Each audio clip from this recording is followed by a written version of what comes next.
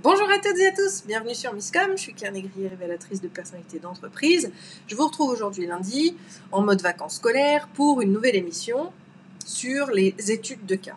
L'étude de cas d'aujourd'hui est un tout petit peu particulier parce que je n'ai pas reçu suffisamment d'idées pour le moment de votre part, donc il faut que j'arrive à les sortir de mon cerveau. J'ai pas eu d'inspiration venant de mes clientes actuellement, si ce n'est celle que vous pouvez voir ici, puisqu'elles sont nombreuses et nombreux, parce que j'ai quand même quelques hommes également, à avoir différentes cordes à leurs arcs, parfois qui ne sont absolument pas dans le même mood, ni dans les mêmes compétences, ni dans les mêmes thématiques. Et il peut être parfois très compliqué de savoir comment communiquer sur ces services. Alors, c'est bien la notion de promotion. La promotion, c'est pas uniquement la vente, c'est bien la mise en avant de ces services qui ne se ressemblent pas. C'est ce que je vous propose de retrouver dès maintenant. Si vous avez des questions, n'hésitez pas à les poser en commentaire. Si vous appréciez la thématique, n'hésitez pas à mettre un pouce en l'air. Et si vous ne me connaissiez pas avant et que finalement ça vous inspire, n'hésitez pas à liker la page, vous abonner à la chaîne et dans les deux cas, cliquez sur la petite sonnette pour recevoir les notifications. Donc pourquoi faire cette différence ? Eh bien parce que en tant qu'entrepreneur, et là je vais vraiment plus m'adresser à ceux-là, quand on est seul à maintenir sa barque, quand on est seul vis-à-vis de ce que l'on va proposer, on va vraiment proposer des choses qui vont être diverses. D'accord ? La diversification des activités, on les appelle les multipotentiels bien souvent aujourd'hui, on les a connus sous le nom de slashers aussi, il y a de cela 2 ans que le terme est rentré dans les mœurs et que l'on voit notamment sur LinkedIn beaucoup. Le principe de ce côté multipotentiel, c'est de pouvoir proposer des services qui sont distincts, différents les uns des autres. Pour ma part, j'ai toujours été multipotentiel et c'est une vision que j'ai eue très très jeune puisque j'ai su ce que je voulais faire, c'est-à-dire ce que je fais aujourd'hui et depuis 10 ans, je l'ai su à 17 ans. J'ai eu cette chance et je me sens très privilégiée vis-à-vis de ça. Je comprends complètement que c'est loin d'être le cas de tout le monde, même si je vous souhaite que ce soit arrivé le plus vite possible. Néanmoins, la promotion de ces services-là vont être très différents l'un dans l'autre. Mais on a un super avantage, c'est que ça peut nourrir les uns et les autres. Et c'est ce que je veux vous apporter aujourd'hui. Donc le premier point à comprendre et à intégrer vis-à-vis de cette problématique, comment promouvoir ces services qui ne se ressemblent pas, c'est de ne jamais communiquer sur tous les services ou même sur 2 services non ressemblants ensemble, d'accord ? Il faut faire des barrières, il faut créer un espace pour chacun, un temps pour chacun. Alors concrètement, ça peut être un mailing bien distinct un mailing par exemple sur la création de site web pour moi, un mailing sur la création d'identité, un mailing sur l'importance de l'acquisition de compétences. Donc là, je vous ai proposé 3 créations de contenu sur 3 sujets différents, 3 expertises différentes, la création de site web, la création d'identité visuelle et la partie formation. Et on ne va certainement pas non plus les amener à la suite, c'est-à-dire qu'on n'envoie pas 3 mails le même jour, on n'envoie pas un mail par jour. Non, il faut que ce soit beaucoup plus espacé que ça. Surtout vis-à-vis de l'email qui est un support certes viral, mais qui est un outil de marketing direct qui, pour le coup, a un taux de retour déjà très très petit, mais dont la diffusion va se faire et les décisions vont se faire un peu plus loin. Si on envoie un seul mail pour parler d'un seul truc, sauf celui de présenter son nouvel article de blog par exemple, où celui-là il est assez rentré dans les mœurs, pour tout ce qui va être promotionnel et mise en lumière d'une compétence, on ne va jamais avoir suffisamment de retours sur un seul mail. C'est pour ça qu'il faut on parle de séries d'emails, on parle d'email marketing, parce que ce sont des séries, c'est là où le fameux copywriting rentre en ligne de compte, on vous parle de storytelling, pour info, le storytelling c'est du copywriting, c'est une technique de copywriting. J'aime pas aussi qu'on fasse ce mélange-là, ce n'est pas indissociable, au contraire, c'est complètement l'un dans l'autre. Et on va venir travailler sur le contenu plusieurs fois sur une certaine période. Donc, l'objectif à se fixer ne va pas être « je veux parler de telle chose ou telle autre ». Non, l'objectif, de communication va être d'amener les choses et de créer du lien avec sa communauté qui est intéressée par cette problématique-là, d'accord? Donc ça demande forcément d'avoir étudié son audience, parce que c'est quelque chose de très important. Aujourd'hui d'ailleurs, on a un super système, tous les systèmes aujourd'hui d'emailing l'ont, c'est le système de tag. C'est que dès qu'on identifie qu'une personne va être plus intéressée par un sujet que par un autre, ça va être d'aller clairement l'identifier pour faire justement un mailing qui lui va être destiné qu'à elle, parce que elle seule, entre guillemets, puisque c'est un groupe de gens quand même, puisque c'est une liste, seulement ces personnes qui sont réellement intéressées par ce produit ou ce service vont se sentir visées. Et c'est là justement tout l'art du mail marketing, c'est qu'on n'a pas l'impression d'être un email dans une liste, mais qu'on a l'impression qu'on s'adresse à nous. Et ça, c'est le but ultime, d'accord, du copywriting, c'est ça, c'est d'arriver à ce qu'on ait l'impression en tant que lecteur qu'on ne s'adresse qu'à nous et à personne d'autre. Ça, c'est vraiment le must. Mais pouvoir diffuser l'information, donc on va le mettre sur un temps. Donc moi, ce que je vous invite à faire, ce serait de déterminer dans le temps ce que vous voulez vendre. Même si la notion de vente, vous savez qu'en communication, j'y suis un petit peu allergique, mais l'idée, c'est sur quel sujet vous voulez mettre l'accent, quelle thématique vous voulez promouvoir sur un mois. D'accord ? Partez sur un mois pour cadrer. Alors, si vous pensez que ça peut être plus court, ce sera plus court. Je pense notamment à ma cliente Delphina qui a Goodies Pop. Elle base ses produits de sa boutique, qui sont des goodies et des produits dérivés de séries, de films, etc., sur les sorties cinéma.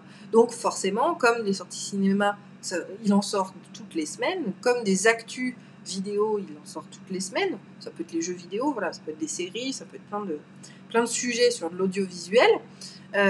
Toutes les semaines, elle aura une actu différente. Donc, elle va changer, modifier ses produits en fonction de l'actualité, des sorties, des événements vis-à-vis de ce marché-là. Donc, forcément, sa communication va changer d'un mois à l'autre, va changer d'une semaine à l'autre. Tout dépend de l'importance de la thématique qu'elle choisit. Donc là, on aura une régularité et un changement qui va être relativement court. Par contre, si je prends des personnes comme Sandrine que j'avais ce matin au téléphone, qui vient en aide aux personnes pour retrouver de l'équilibre dans leur vie, pour retrouver ou identifier les meilleures casquettes professionnelles qu'elles peuvent avoir. Sandrine, si tu me vois, voilà, petit coup de promo pour toi. Elle est top, vous pouvez y aller, les yeux fermés. Sandrine, je vais lui proposer justement d'orienter. La notion de calendrier va être très très intéressante aussi à étudier. Ça va être de voir quels sont les moments où le côté pro va prendre le dessus sur la vie privée et inversement. Par exemple, aux périodes de la rentrée, aux périodes du nouvel an, quand on a les résolutions. Là, on est beaucoup plus orienté en introspection. L'être humain va plus se recentrer sur lui-même dans ces moments-là, comme les moments de reconfinement, d'accord, ou comme on se retrouve un peu seul avec soi-même. La notion de recherche de mieux-être personnel va vraiment être très fort. Donc dans ces moments-là, on va plutôt promouvoir les services qu'on a d'aide à la personne dans son milieu privé. À l'inverse, tout ce qui va être de la rentabilité, tout ce qui va être des compétences, de la mise à jour de ces compétences, on va profiter alors souvent de la fin d'année scolaire pré-vacances, parce que on l'oublie souvent, mais comme les entreprises sont plutôt arrêtées en période, diminuées, sur un rythme un peu plus lent en termes des vacances scolaires, sur juillet et août, là on peut largement appuyer la notion de formation, parce que les gens peuvent prendre le temps d'être formés et de se former. Donc tout ce qui va être de l'accompagnement professionnel en termes de formation, de développement des compétences, l'été va être un très très bon moment. Alors forcément, la promotion, elle vient avant. Il faut que les gens, ils apprennent, qu'ils connaissent, qu'ils reconnaissent, qu'ils valident, voilà. Donc on va faire un travail un peu plus soutenu. Mais on va viser cette période-là. La notion également de fin d'année sur la promotion, c'est la mise en avant de ces produits et services, va être aussi très intéressante. Pourquoi ? Parce que en fin d'année, on a les bilans annuels avec les chefs. Donc du coup, Sandrine, t'es mon étude de cas du jour, je suis désolée. Enfin, ou pas, parce que moi je trouve que c'est très très intéressant. Ça permet aussi de pouvoir peut-être te donner quelques idées vis-à-vis du travail que l'on fait ensemble. Le fait qu'en fin d'année, il y a les bilans de compétences, il y a les bilans d'activité des entreprises, etc., où les salariés vont être souvent jugés sur leurs résultats ou sur le travail qu'elles ont fait ou qu'elles doivent faire, ou ce qu'elles n'ont pas fait, justement, va venir remettre en question ou se poser en question l'idée de développement de compétences, l'idée de restructuration que toi, tu maîtrises et que tu proposes aux entreprises. Donc ces moments-là où il y a septembre aussi, parce que septembre, on a souvent des réorganisations dans l'entreprise, vont venir. Ce sont des moments qui vont, eux, être très dynamiques sur la vente, parce qu'il faut aussi le dire, en tout cas la promotion des services qui sont orientés pour les professionnels. Donc utiliser le calendrier, ça a toujours été quelque chose d'extraordinaire, même si beaucoup, on en a vu pendant 2-3 ans, là, même les plateformes qui proposaient des outils pour les réseaux sociaux en sont donnés à cœur joie, ils publiaient tous leur agenda des événements de l'année. Il ne faut pas non plus se fier uniquement à ça, même si on peut prendre 2-3 dates dans l'année qui peuvent avoir un sens vis-à-vis de son entreprise, mais garder aussi en tête que la vie est un oscilloscope et la vie de tout le monde l'est. Maintenant, il y a des récurrences, c'est-à-dire que chaque haute vague, il peut y avoir un événement qui va être récurrent. Chaque haute vague de début d'année, il y a un événement, c'est-à-dire que les gens vont plus se focaliser là-dessus. Par exemple, comme je le disais souvent, donc pour Delphina, donc mon autre cliente qui a sa boutique en ligne, la période dans laquelle on entre aujourd'hui, qui est la période pré-Noël, va être très très importante pour mettre en avant ses produits, pour booster le fait qu'elle fait des cadeaux, pour booster le fait qu'elle a des prix très attractifs et des produits qui sont demandés. Là, on va vraiment pouvoir travailler une visibilité qui va être pertinente. Donc ça, c'est très très important. Les services qui ne se ressemblent pas, puisque Delphina, elle peut vendre de la literie, comme elle peut vendre des porte-clés. On va venir justement proposer les produits à certains moments. Et ça peut être, pour Delphina, certains moments de la journée. Par exemple, le matin, ça peut être le porte-clés parce qu'on cherche ses clés pour fermer sa porte d'entrée. Et le soir, vu qu'on va se coucher, le thème de la nuit et donc des parures de lit nous semble le plus opportun. On va aller chercher véritablement les moments et les incidences. Alors, comme je dis, les moments, c'est pas forcément du calendrier, même si, comme on l'a vu, même pour Sandrine, il y a quand même des moments qui sont plus propices que d'autres. Ça va être aussi les moments où vous connaissez votre audience, d'où l'importance du travail préparatoire. Vous allez connaître votre audience, vous savez qu'ils sont beaucoup plus réceptifs parce que vous l'avez testé, d'accord ? Le mode test, il ne faut pas en avoir peur, il faut se lancer, essayer, on teste sur un mois, même au niveau simplement des publications et de sa présence sociale sur les réseaux sociaux. On peut très bien tester pendant un mois un type de publi et décider si on la maintient ou pas. Mais on va avoir d'ailleurs des publications plutôt inspirationnelles en début de journée, qu'on aura moins en fin de journée aussi. Vous voyez ? Donc au niveau du timing, selon l'acceptation, la problématique de vos clients à l'instant T vis-à-vis du déroulé de leur journée ou vis-à-vis des mois de l'année, vous allez pouvoir proposer un service plutôt que l'autre. Le deuxième point sur lequel j'ai besoin d'insister aujourd'hui, c'est le fait de ne pas tout promouvoir en même temps. Justement, il faut que tout soit distinct et de laisser une action aller jusqu'au bout. D'accord ? Vous avez décidé, donc Sandrine a décidé de lancer son programme Trouver son chapeau. Et donc, Trouver son chapeau, on va faire le lancement, on va travailler le contenu, parce que sans apport de contenu, on ne l'a pas. On va travailler la promotion publicitaire à proprement parler ensuite, pour arriver à gagner les premiers clients. Souvent, les premiers clients, ils font partie des actions de lancement produit. Les lancements produits, on va avoir des tarifs préférentiels, on peut avoir un tirage au sort pour en faire gagner quelques-uns, donc là, c'est 100% gratuit. L'objectif étant d'avoir des retours positifs sur son accompagnement pour développer la social proof, d'accord ? Rien n'est laissé au hasard, c'est pas juste pour vous faire plaisir, il y a toujours un biais derrière les concours. Ça peut être gagner des abonnés, mais ça peut être aussi chercher à avoir la preuve et créer de la preuve sociale. Une fois que le début du lancement est fait, on va justement gérer la partie promotion à proprement parler sur une durée. Moi, je vous dis 1 mois, c'est le minimum. Ça peut être aussi au trimestre, mais voilà, essayez de voir quelque chose qui va faire sens avec votre entreprise. Donc pour Sandrine, je préconise 1 mois. Et au bout du mois, on va passer sur un autre sujet. Par contre, on essaye, autant que faire se peut, d'avoir un sujet qui va avoir quand même un lien. Comme je le fais avec mes émissions en temps normal, on a un lien toute la semaine sur les différentes émissions. Je propose des sujets en corrélation, c'est-à-dire qui viennent compléter un thème beaucoup plus global et plus général. Donc là, le principe de cette promotion-là va être aussi de trouver un élément de lien entre la première offre qu'on a faite et la deuxième. L'idée étant qu'on va dérouler tout le parcours client et on va mettre en place tout le système de parcours client de la première offre pour ensuite passer à la deuxième. Et pourquoi ça ? Simplement parce que une fois que le déroulé de la première est arrivé en bout de chaîne, elle doit normalement pouvoir tourner toute seule ou simplement avec des rappels manuels. D'accord ? Et une fois que toute la boucle est bouclée du premier, on va passer à la deuxième offre, soit par rapport au calendrier, soit par rapport au déroulé justement de ces actions. Et on va passer à la deuxième offre où on repart du début sur une stratégie de lancement produit, de communication. Et grâce à cela, en fait, on va aussi travailler sur sa visibilité de manière beaucoup plus générale, puisque tous ces supports, tous ces apports vont créer du contenu et vont nourrir votre présence digitale.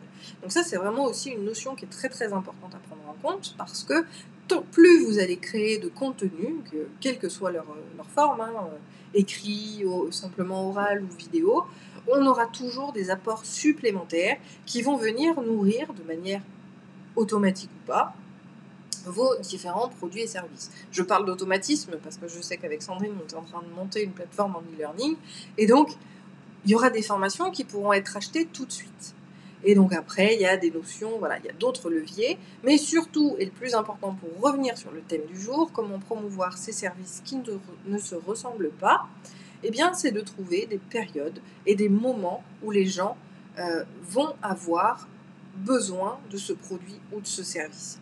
Et le dernier point, qui est très très important, même si j'en ai parlé un tout petit peu au début, mais je mets vraiment l'accent dessus, ça va être vraiment de faire une sélection et un tri drastique de votre communauté. Alors ce que j'appelle communauté, c'est pas uniquement les membres d'un groupe ou les membres de votre profil Facebook, c'est toutes vos communautés. Tous les réseaux confondus, tous les types de supports de réseaux confondus, parce que ça peut être un groupe, ça peut être votre profil, ça peut être une page, pas forcément les mêmes membres qui y sont associés. Ça va être aussi votre mailing list, ça va être tout ce que vous avez sur lequel vous avez des contacts, où vous récupérez le contact des gens.